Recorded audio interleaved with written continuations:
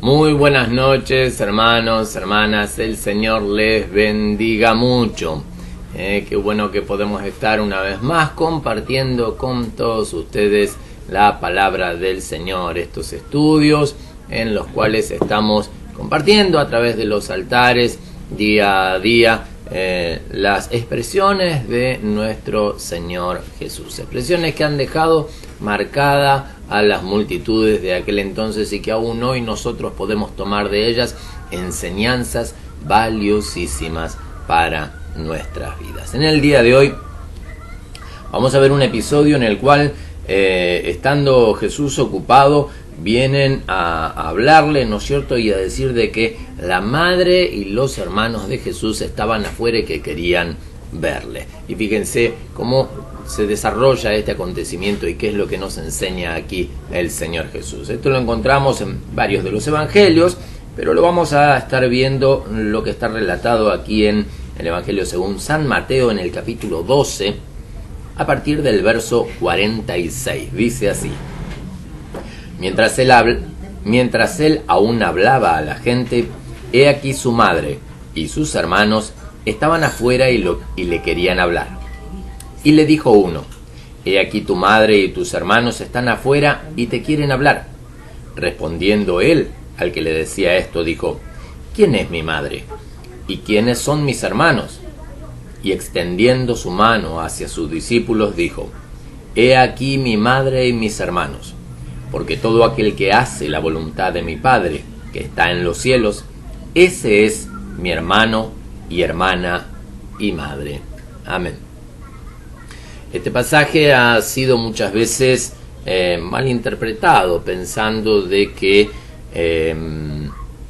no hay que prestarle quizás demasiada atención a la familia, a la madre o a los hermanos, ¿no es cierto?, sino de que hay que poner siempre a Dios en primer lugar. Y esto tiene su parte de verdad y su parte de malinterpretación, porque muchas veces se toma esto justamente como para intentar desligarse, por así decir, de responsabilidades o compromisos que uno tiene con la familia, excusándose en el Señor. Pero lo que principalmente el Señor aquí estaba hablando no era tan solo de aquellos que estaban con el Señor o de los que eran parentela, sino fíjese cuál es el punto al que apunta, valga la redundancia, el Señor.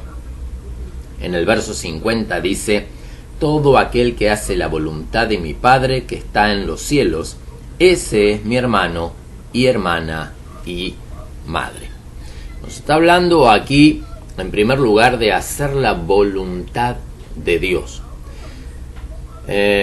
Cuando hablamos de la voluntad de Dios tenemos una voluntad general que abarca a todos, y después tenemos voluntades personales, particulares, o podemos hablar una voluntad de parte de Dios con una iglesia, con un ministerio, una voluntad de parte de Dios con una persona y una voluntad de parte de Dios, cuando hablamos en lo general, hacia toda la humanidad. El Señor estaba dando la enseñanza en este punto refiriéndose hacia toda la humanidad, refiriéndose hacia el común de la gente. ¿Y qué es entonces la voluntad de Dios hacia el común de la gente? En otro de los pasajes encontramos gente que, hablando el Señor respecto de una parábola, diciendo de que personas iban a presentar delante de Dios y le iban a decir: Señor, en tu nombre echamos fuera demonios, en tu nombre sanamos a los enfermos, en tu nombre hicimos esto, hicimos aquello, y el Señor les iba a responder: apartados de mí porque no los conozco. Entonces, ¿cuál es la voluntad de Dios?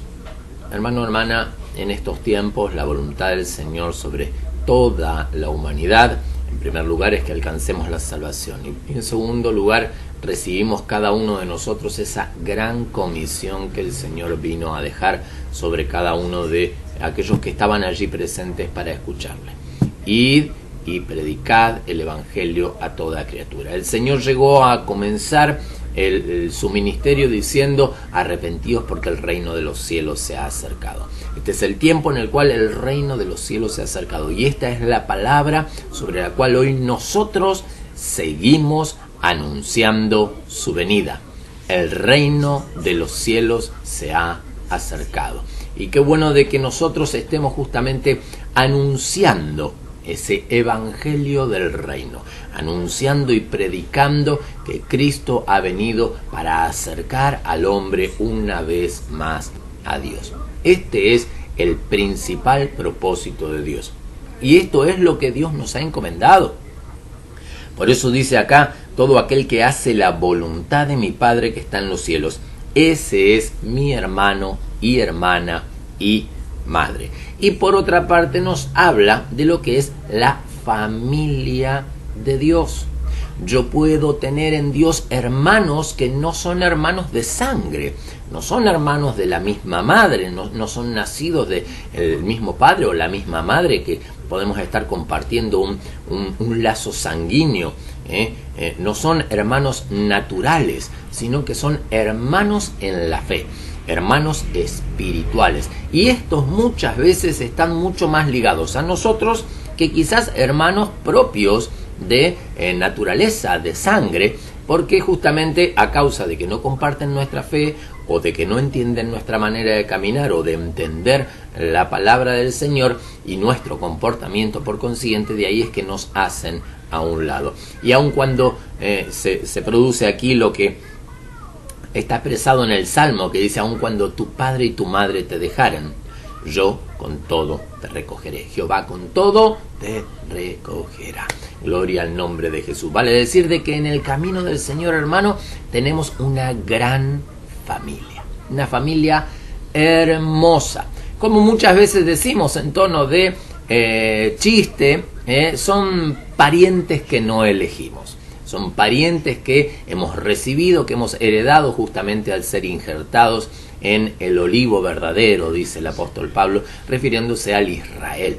Cada uno de nosotros hemos sido injertados en ese Israel maravilloso que alcanza la salvación de la mano de Dios. Ahora, este Israel sigue teniendo el mismo propósito.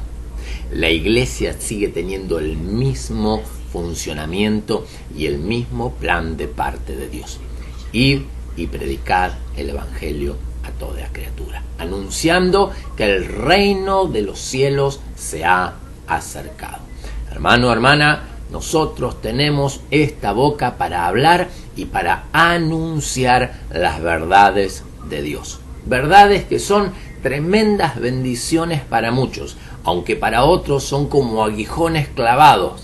Pero esto ha de ser, ¿no es cierto?, la palabra que Dios nos ha dado para compartir.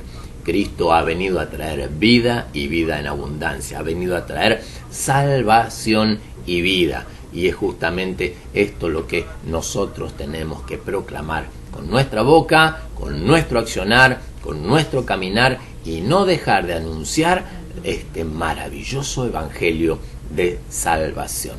Las buenas nuevas que Cristo ha venido a traer sobre nuestras vidas son las que nosotros también replicamos hacia afuera, hacia aquellos que están alrededor nuestro. Somos esa luz que puso el Señor en nuestras vidas que se empieza a replicar hacia afuera. Yo no puedo alumbrar con una luz distinta de la que Cristo puso en mí. Hola. No puedo salir con un evangelio diferente del que Dios puso en mí. Yo no puedo vivir una gracia distinta o predicar una gracia distinta de la que Dios puso en mí.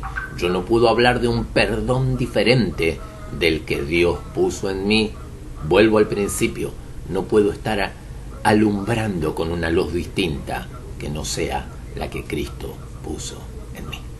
Gloria al nombre de Jesús. Hermano, hermana, esta es la meta que cada uno de nosotros tenemos. Que podamos llevar la luz de Cristo hacia afuera, anunciando las verdades de este evangelio. Un evangelio de vida, un evangelio de salvación, un evangelio de perdón de pecados, un evangelio de arrepentimiento. Aleluya.